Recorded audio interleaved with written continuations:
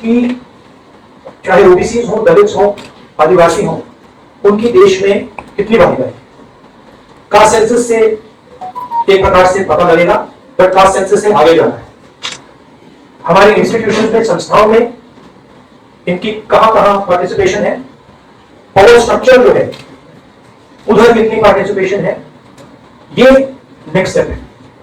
और हम चाहते हैं कि इस डायरेक्शन में कास्ट सेंसस जाए।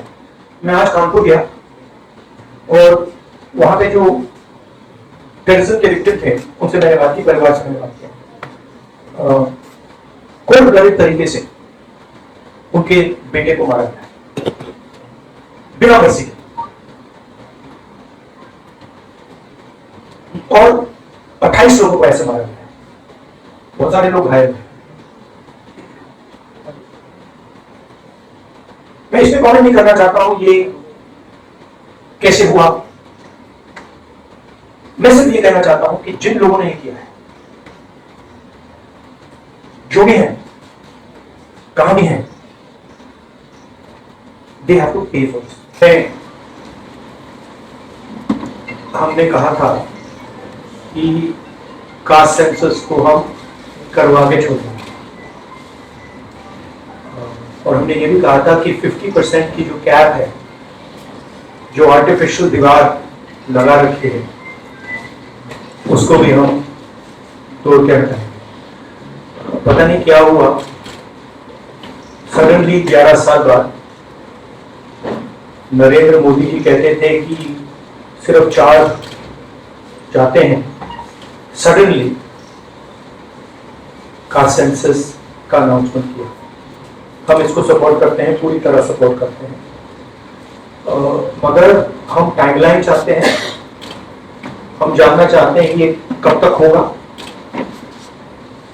और ये एक पहला कदम है। तेलंगाना एक मॉडल बना है कास्ट सेंसस के लिए, और वो ब्लूप्रिंट बन सकती है। और कास्ट सेंसस को डिजाइन करने में हमारा पूरा सरकार को ऑफर है, पूरा समर्थन है कि हम डिजाइन करेंगे, क्योंकि डिजाइन बहुत जरूरी है। क्योंकि 2 एग्जांपल्स हैं, एक बिहार का डिजाइन है, दूसरा तेलंगाना का डिजाइन है, उसमें जमीन आसमान का फर्क है। और मैं दोहराना चाहता हूं कि कास्ट सेंसस पहला कदम है। हमारा जो विजन है, एक बिल्कुल नया डेवलपमेंट का, विकास का पैराडाइम हम कास्ट सेंसस के माध्यम से लाना चाहते हैं। सिर्फ रिजर्वेशन नहीं, मगर हम सेंट्रल सवाल पूछ रहे हैं कि चाहे ओबीसी हो, दलित हो, आदिवासी हो, उनकी देश में कितनी भागीदारी। कास्ट सेंसस से एक प्रकार से पता लगेगा, बट कास्ट सेंसस से आगे जाना है। हमारे इंस्टीट्यूशन में, संस्थाओं में इनकी कहां कहां पार्टिसिपेशन है, पावर स्ट्रक्चर जो है उधर कितनी पार्टिसिपेशन है, ये नेक्स्ट स्टेप है। और हम चाहते हैं कि इस डायरेक्शन में कास्ट सेंसस जाए।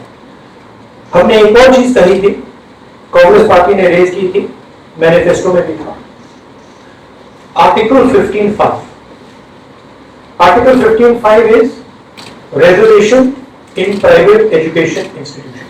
ये कानून है, ऑलरेडी कानून है, और हम चाहते हैं एकदम इस कानून को एनडीए की सरकार, बीजेपी की सरकार इंप्लीमेंट करना शुरू करे।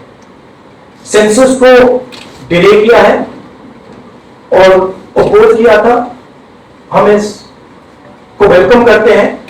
ये हमारा विजन है, इन्होंने अडॉप्ट किया, बहुत अच्छा। मगर हम चाहते हैं कि हमें डेट बताई जाए, किस दिन तक ये सेंसस होगा, बजट में इसका पैसा आना चाहिए, अभी बजट में पैसा नहीं है, और फिर जो डेवलपमेंटल विजन है वो हमारे सामने प्रेजेंट होना चाहिए। तो ये मैं आपसे कहना चाहता था, अंग्रेजी में बोल देता हूं।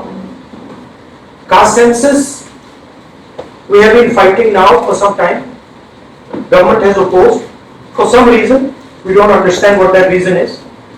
they have suddenly decided to do it. We welcome that. We are happy that they have done the caste census. Telangana is a model state for the caste census. There are two caste censuses in front of us. One is Telangana, the other is Bihar. They are completely different caste censuses.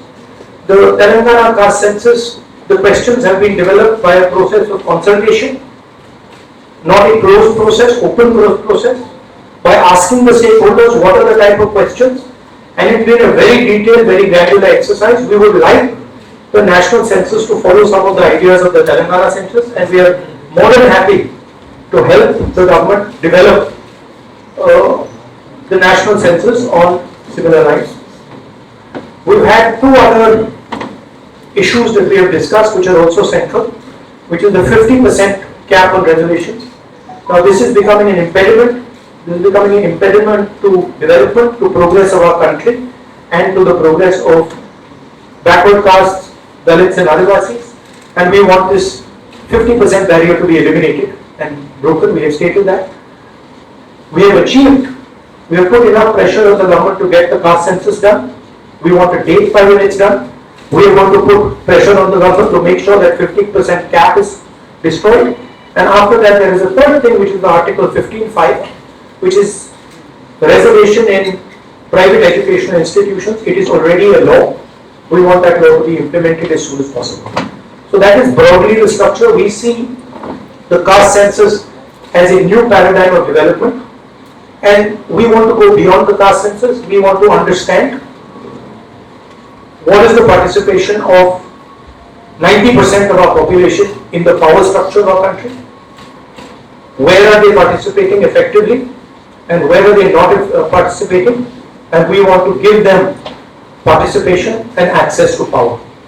So we are absolutely convinced in the Congress party that the caste census is a first step of a completely new development paradigm in the country, and we are going to push this paradigm through one way or the other. It doesn't matter what the BJP thinks. We have shown that we can pressure the BJP into doing the caste census. We are going to show you that we are going to pressure the BJP into doing 15(5) and also removing the 50% cap. I think every Congress member, every Congress worker, every single person who has fought for the caste census, and there are millions of people, activists from the backward communities, Dalits, Adivasis, I'm very proud of what you have done. This would not be possible without the effort, without the hard work that you have done. It has been a sustained campaign that we have run it. Now they have taken it. We are happy they have taken it. Now this needs to be taken forward. Sir प्रधानमंत्री बार बार ये कहते थे कि ये 4 जातियां होती हैं। अचानक से फैसला हुआ तो क्या लगता है कि आपको विपक्ष ने और आप लोगों ने दबाव बनाया और दबाव के कारण ये सिर्फ हमने दबाव नहीं डाला, ये सिर्फ दबाव नहीं डाला है हमने, कि हमने ऑर्गेनाइज तरीके से बहुत गहराई से कैंपेन चलाया है, ग्रासरूट लेवल पे कैंपेन चलाया है, और महीनों से हम ये कैंपेन चला रहे हैं और इस कैंपेन का असर पड़ा है, इफेक्ट आया है, और इसीलिए इन्होंने ये डिसीजन लिया है। बट कास्ट सेंसस जो मैंने आपसे बोला, ये दरवाजा खोलने का तरीका है। उसके बाद रियल विकास का काम शुरू होगा। एक बार हमें इंफॉर्मेशन मिलेगी तो फिर हम उस इंफॉर्मेशन के बेसिस पे हम एक्शन ले पाएंगे। मैं आपको 2-3 उदाहरण देता हूं। तेलंगाना के कास्ट सेंसस में से इंफॉर्मेशन किस ग्रैन्युलैरिटी की आ रही है और किस टाइप की इंफॉर्मेशन आ रही है। तेलंगाना में जो कॉर्पोरेट स्ट्रक्चर है, CEOs, management team, senior management, ownership structure, उसमें आपको एक दलित नहीं मिलेगा, एक आदिवासी नहीं मिलेगा, एक पिछड़े वर्ग का व्यक्ति नहीं मिलेगा। मैं कह रहा हूं एक नहीं मिलेगा, मैं ये नहीं कह रहा हूं कि 1% नहीं मिलेगा, है नहीं। 90% of India is not represented there. First, second, gig workers जिनके लिए हमने तेलंगाना में और अब कर्नाटक में हम कानून बना रहे हैं, अगर आप गिग वर्कर्स की लिस्ट देखें, जिसको मैं मॉडर्न स्लेवरी कहता हूं, उसमें आपको सिर्फ ओबीसी, दलित और आदिवासी लोग। तो ये दो स्ट्रीम्स बन रही हैं। एक स्ट्रीम मजदूरी की स्ट्रीम, गरीबी की स्ट्रीम, बेरोजगारी की स्ट्रीम, जिसमें दलित आदिवासी पिछड़ा वर्ग है, और दूसरी स्ट्रीम जिसमें एक छोटी सी एलीट पूरे सिस्टम को कंट्रोल कर रही है, उसके ऊपर अदानी जी अंबानी जी बैठे हैं। तो ये कास्ट सेंसस इस चीज को बदलने का फाउंडेशन है, पहला कदम है। राहुल जी आप लगातार दबाव बना रहे थे, लेकिन पिछले 11 सालों से प्रधानमंत्री मोदी इस पर नहीं मान रहे थे। अभी पहलगाम का इतना बड़ा हादसा हुआ, क्या आपको लगता है कि इस वक्त में जो टाइमिंग है प्रधानमंत्री की कास्ट सेंसस को मानना, वो पहलगाम आप जर्नलिस्ट हो, ये आप लोगों का काम है, आपका काम स्पेक्यूलेशन है, मेरा काम स्पेक्यूलेशन नहीं है, मैं फैक्ट्स पे काम करता हूं। तो आप स्पेक्यूलेट कीजिए, मैं इस पे स्पेक्यूलेट नहीं करूंगा, मेरे को स्पेक्यूलेट करने की जरूरत ही नहीं है। उन्होंने क्यों लिया क्यों नहीं लिया उसमें मुझे कोई इंटरेस्ट नहीं है, लिया और ये बड़ा स्टेप है। मैं सिर्फ ये समझना चाहता हूं कि ये सेंसस कब होगा और ये किस प्रकार से सेंसस होगा, कौन से सवाल इस पे होंगे, क्योंकि आप कह सकते हो कि हमने सेंसस कर दिया और फिर रेलेवेंट सवाल आपने नहीं पूछे तो फिर उसका कोई मतलब नहीं है। तो तेलंगाना में हमने बहुत गहराई से पब्लिक में जाकर कंसल्टेशन करके, लाखों लोगों से कंसल्टेशन करके हमने डिजाइन किया है। तो we want the people's census, we do not want a bureaucrat census. Sir आप पहले ही कहते थे कि एक्सरे के लिए सरकार राजी हुई थी, इस तरीके से एक्सरे हो, वहां पर तेलंगाना मॉडल की बात कर रहे हैं, क्या तेलंगाना मॉडल अडॉप्ट होना चाहिए, इस तरीके से होना चाहिए? देखिए तेलंगाना मॉडल में 2-3 प्रिंसिपल्स हैं। पहला प्रिंसिपल है कि बंद कमरे में 5-10 ब्यूरोक्रेट्स ने उसको नहीं डिजाइन किया, ठीक है? क्योंकि फ्रैंकली बोलो तो जिन कम्युनिटीज की हम मदद करने की कोशिश कर रहे हैं उनकी हर ब्यूरोक्रेसी नहीं। तो हम चाहते हैं मैस सेंसस, ओपन टेक्नोलॉजी का सेंसस, जहां हम स्टेक होल्डर से पूछें आपको एक्चुअली डिजाइन में आपकी क्या राय है, आप डिजाइन के बारे में क्या सोचते हैं। ये तेलंगाना का फर्स्ट प्रिंसिपल।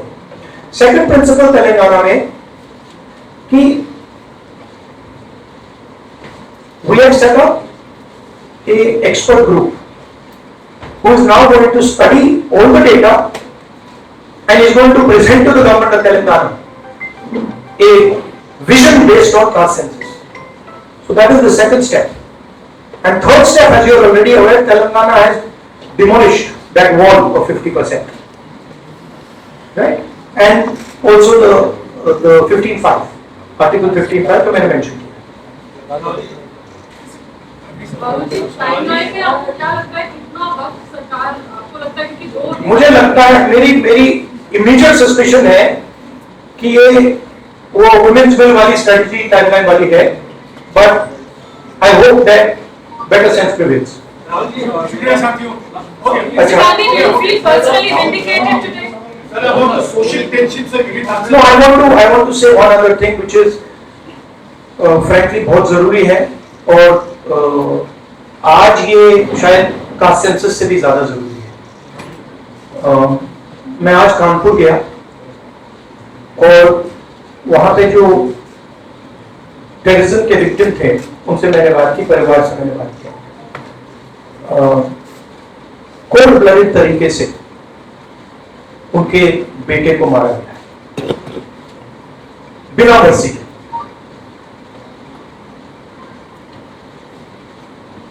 और 28 लोगों को ऐसे मारा गया है, बहुत सारे लोग घायल हैं।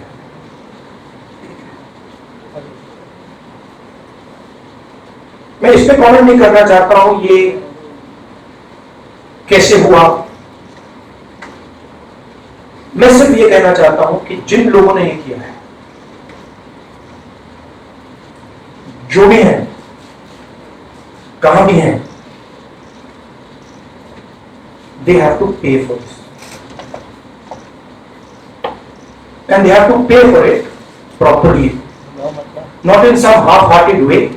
ऐसे आलतू फालतू तरीके से नहीं, they have to pay for it properly, कि इनको याद रहे कि हिंदुस्तान के साथ ये नहीं किया जा सकता। हमने क्लियरली ऑपोजिशन की और सरकार की मीटिंग में क्लियर हमने लाइन दी है, यूनानिमस लाइन,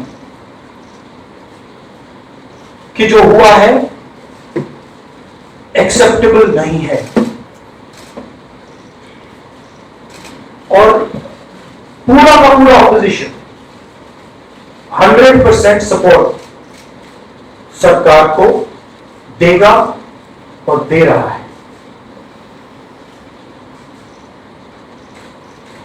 नरेंद्र मोदी को एक्शन लेना है, एकदम एक्शन लेना है, और पूरा का पूरा विपक्ष उनके साथ खड़ा है। जिन लोगों ने ये किया है, दे हैव टू पे द प्राइस फॉर दिस। जो परिवार है, उन्होंने आप लोगों को मेरे थ्रू एक मैसेज दिया है।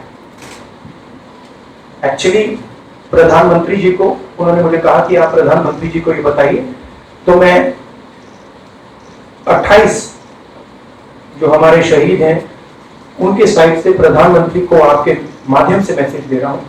प्रधानमंत्री जी, उन्होंने कहा है कि हमारे जो बच्चे हैं वो शहीद हुए हैं, हम चाहते हैं कि आप उनको शहीद का दर्जा दीजिए, रिस्पेक्ट दीजिए।